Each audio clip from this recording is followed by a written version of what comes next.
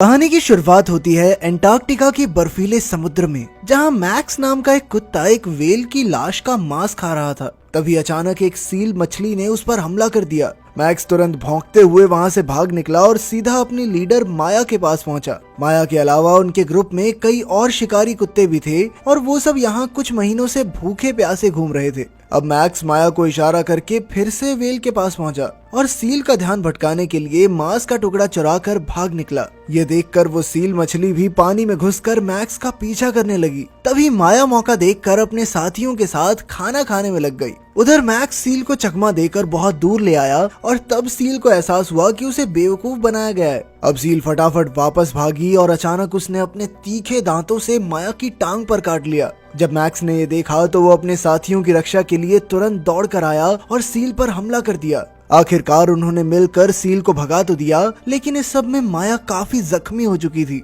असल में इन कुत्तों को यहाँ भटकते हुए लगभग 180 दिन हो चुके थे। ये कुत्ते एक रिसर्च टीम के साथ यहाँ आए थे, लेकिन वो टीम अचानक उन्हें यहाँ अकेला मरने के लिए छोड़कर चली गई। ये मासूम कुत्ते नहीं जानते थे कि आखिर उन्हें यहाँ कोई बचाने भी आएगा या फिर वो यूं ही भूख और ठंड से मर जाएंगे। आज से 6 महीने पहले इन कुत्तों का मालिक जेरी, जो कि एक गाइड था, वो उन्हें अपने साथ अंटार्कटिका लाया था, क्योंकि इस कुत्तों की टीम ने आज तक किसी रिसर्चर की जान नहीं जाने दी थी। फिर एक दिन national science foundation research base पर एक हवाई जहाज आया, जिसमें से डेविड नाम का एक साइंटिस्ट बाहर निकला। डेविड पूरी दुनिया घूमकर अंटार्कटिका आया था और उसका मिशन था दूसरे ग्रह से आए हुए एक उल्का पिंड यानी मीटियोराइट को ढूंढना। फिर रात को पूरी टीम ने एक ऐसी जगह जाने का प्लान बनाया जहां डेविड को ये मीटियोराइट मिल सकता था। जेरी ने डेविड को बताया कि सर्दियों के मौसम में वहां जाना खतरे से खाली नहीं होगा, मगर डेविड नहीं माना, क्योंकि वो इतनी दूर आकर खाली हाथ नहीं लौटना चाहता था। आखिरकार जेरी को उसकी बात सुननी पड़ी और अब प्लान के मुताबिक उसके कुत्तों की टीम डेविड को वहां तक पहुंचाएगी।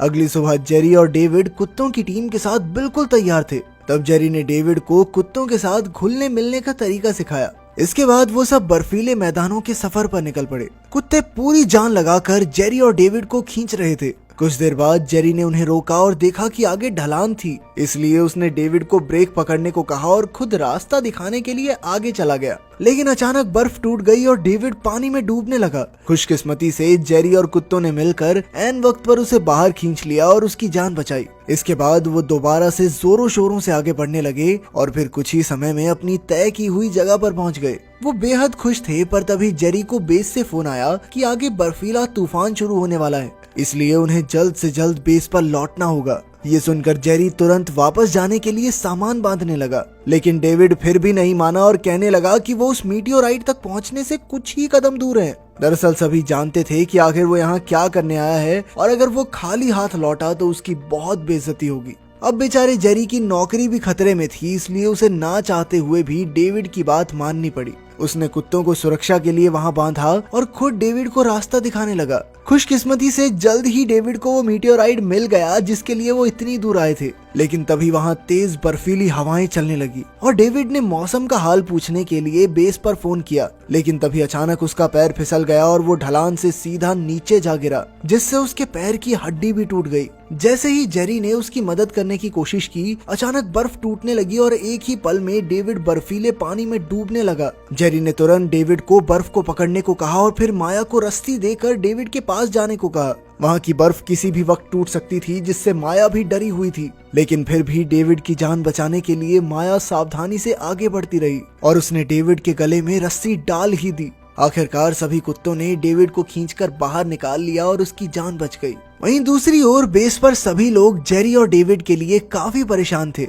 लेकिन मौसम इतना बिगड़ा हुआ था कि वो चाहकर भी कुछ नहीं कर सकते थे। खैर फिर भी लगातार 6 घंटे का सफर तय करने के बाद जेरी और उसकी टीम बेस पर वापस लौट आई। उन्हें सुरक्षित देखकर सभी लोग बहुत खुश थे, लेकिन डेविड काफी जख्मी था और बाहर के बर्फीले तूफान की वजह से जेरी की उंगलियों की नसें भी जमने लगी थी। अब उनके ग्रुप ने डेविड और जेरी को प्लेन से हॉस्पिटल ले जाने का फैसला किया, मगर अब जहाज में कुत्तों को भी साथ ले जाने की जगह नहीं थी, इसलिए उन्हें कुत्तों को वहीं छोड़ना पड़ा। उन्होंने फैसला किया कि वो दोबारा वापस लौटकर कुत्तों को ले जाएंगे। जेरी किसी भी कीमत पर अपने कुत्तों को यहाँ अकेला छोड़कर जाने के लिए राजी नहीं था, पर उसके साथी उसे जबरदस्ती प्लेन में ले गए। जाने से पहले जेरी ने कुत्तों को जंजीरों से बांध दिया और वापस आकर उन्हें ले जाने का वादा किया। कुत्ते बर्फीली हवाओं में खड़े होकर जेरी को जाते हुए देखते रहे। उन्हें लग रहा था कि जेरी हमेशा की तरह जल्दी ही वापस लौट आएगा। कुछ दिन बाद जब जेरी की आंख खुली तो वो हॉस्पिटल में था। उसके जख्मों के कारण वो कई दिन से कोमा में चला गया था।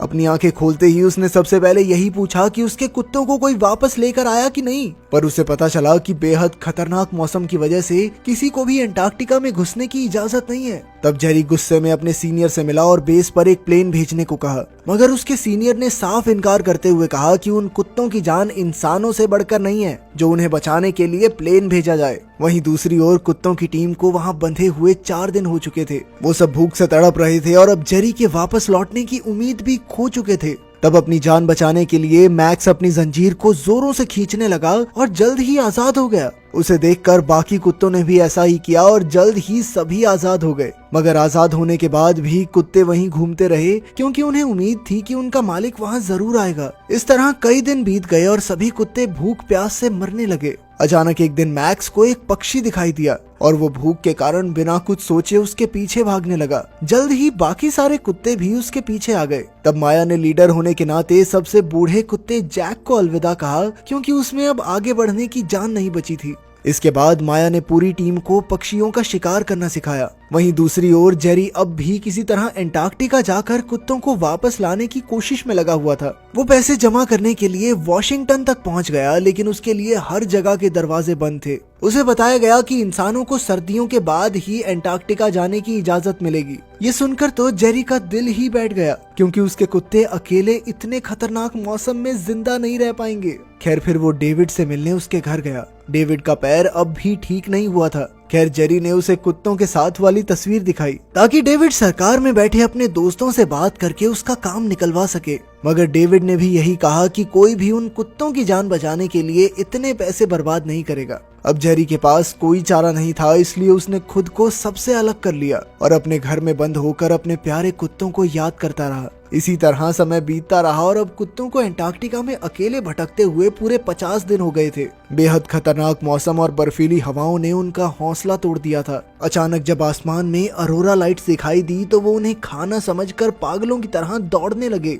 लेकिन उन बेचारों को कुछ भी हाथ नहीं लगा। कुछ ही समय में एक और कुत्ते की भूख के कारण मौत हो गई और बाकी सब ने अपने दोस्त को एक आखिरी बार अलविदा कहा। खैर उन्होंने खाने की तलाश जारी रखी और दक्षिण दिशा में चलने लगे। आखिरकार 133वें दिन वो एक खाली बेस पर पहुंचे जहां उन्हें इंसानों का थोड़ा खाना मिल गया। इतने दिनों बाद उन्होंने भरपेट खाना खाया और तब उन्हें लगा कि शायद आसपास इंसान भी होंगे जो शायद उन्हें बचाकर वापस ले जाएंगे, लेकिन उनकी इस उम्मीद पर भी पानी फिर गया। वो सब ये नहीं जानते थे कि उनका मालिक जेरी भी दूर बैठा दिन प दिन अपनी उम्मीद खो रहा था। अब जेरी छोटे बच्चों को नाव चलाने की ट्रेनिंग देता था, लेकिन अब भी वो अपने प्यारे कुत्तों को ना बचा पाने के लिए खुद को ही दोष देता। फिर एक दिन उसकी एक्स गर्लफ्रेंड केटी उससे मिलने आई। केटी अंटार्कटिका में उसके साथ बेस टीम का हिस्सा थी, मगर जेरी अब किसी से बात नहीं करना चाहता था। सबसे तंग आ चुका था क्योंकि वो सब उसे कुत्तों को भूलकर आगे बढ़ने की सलाह देते थे, लेकिन जेरी के मन से अपने दोस्तों को वहां पर छोड़ के आने का बोझ उतर ही नहीं रहा था।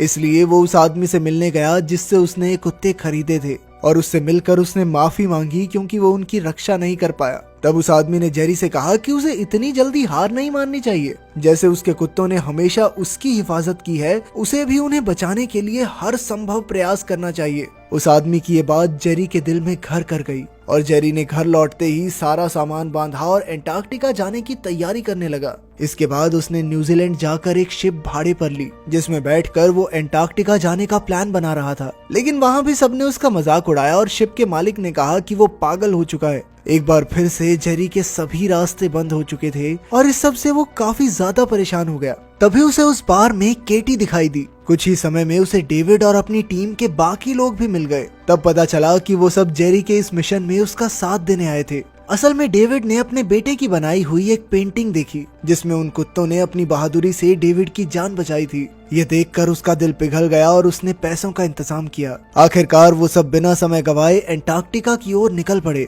पर जल्द ही उन्हें एक और मुश्किल का सामना करना पड़ा। वहाँ की बर्फ काफी मोटी थी जिस पर शिप का चलना बहुत मुश्किल था। तभी उन्होंने देखा कि उनका पिछला बेस कई किलोमीटर्स की दूरी पर था। फिर उन्होंने इटालियन बेस से ट्रक्स मंगवाए और बेस की ओर निकल पड़े। वहीं अब कुत्तों को यहाँ रहते हुए 175 दिन हो चुके थे। पूरी टीम बेहद कमजोर हो गई थी और उनकी सारी उम्मीदें बिखर चुकी थी। आखिरकार वो सब बर्फ पर लेटकर अपनी आखिरी सांसें गिनने लगे। इधर कुछ दिन ट्रक से सफर तय करने के बाद आखिरकार जेरी और उसकी टीम बेस तक पहुंच ही गई, मगर उन्हें वहां एक भी कुत्ता दिखाई नहीं दिया। तब जेरी ने देखा कि जंजीरें टूटी हुई हैं, यानी सभी कुत्ते भाग गए होंगे। उसी पल उन्हें दूर से भौंकने की आवाज सुनाई दी। ये मैक्स और उसके साथियों की आवाज थी जो इतने दिन तक बर्फीले एंटार्क्टिका में रहकर भी जिंदा बच गए थे। जेरी और उसके कुत्ते तेजी से एक दूसरे की ओर भागे और जेरी ने उन्हें जोर से गले लगा लिया। अंत में उन्हें जख्मी माया भी मिल गई और उसे अपनी बाहों में उठाकर जेरी अपने सभी कुत्तों के साथ पूरे 180 दिन के बाद घर वापस लौटने वाला था। आखिरकार कुत्तों की बहादुरी और जेरी के प्यार ने उन्हें मिला दिया और वो सभी मुश्किलों का डटकर सामना करके सही सलामत घर पहुंच ही गए। क्या आप भी अपने किसी पालतू जानवर से इतना प्यार करते